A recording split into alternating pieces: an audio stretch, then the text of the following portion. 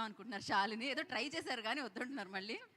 Thank you శ్రావణికి thank you. అదే అన్ని థ్యాంక్ యూస్లో శ్రావణికి కూడా thank you.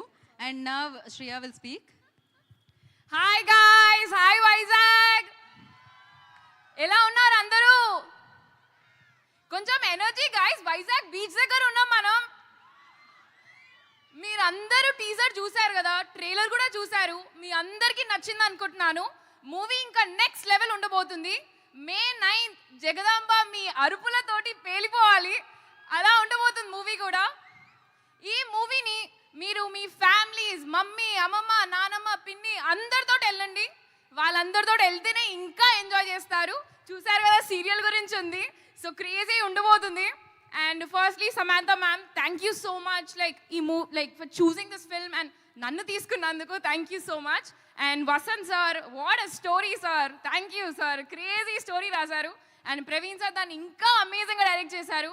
So thank you so much everybody, my cast, the crew, everybody. ఈ మూవీని ఇంత బాగా తీసినందుకు, ఫైనలీ మీ అందరి ముందుకు తీసుకొచ్చినందుకు. సో May 9 జగదాంబాకి వెళ్ళేవారు ఎంతమంది ఉన్నారు? అరవండి, ఇంకా ఇట్లున్నారే. అండ్ ఇప్పుడు చరణ్ వాళ్ళ మమ్మీ గురించి చెప్పి, నేను మా మమ్మీ గురించి చెప్పకపోతే మా మమ్మీ నన్ను వేసుకుంటుంది ఇంట్లో.